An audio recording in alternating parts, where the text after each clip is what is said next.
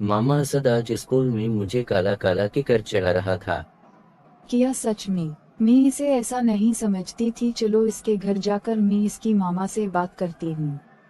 जी चले, मुझे इसके घर का पता है। अस्सलाम वालेकुम बाजी, आपका बेटा मेरे बेटे को स्कूल में काला काला किकर चढ़ाता है। असद को बुलाकर पूछिए। माफी चाहती हूँ, मैं अभी इसे बुलाती हूँ, इसे पूछती इस बारे में। असद बेटा जरा बाहर आओ जल्दी से। आप बीत जाइए और कुछ खा ले जाए। जी मामा, क्या हुआ? बेटा आपने इनके बेटे को काला काला किकर क्यों चढ़ाया? वो मामा वो वो मामा, गलती होगी। किसी के बुरा नाम रखना, लंबे को लंबू, मोटे को मोटू और छोटे कद वाले को छोटू या ठगना कहकर इसका मजाक उड़ाना बहुत बुरी बात है। मैं आपको एक सच्ची कहानी सुनाती हूँ, फिर मुझे बताना कि आपने अच्छा काम किया है या बुरा।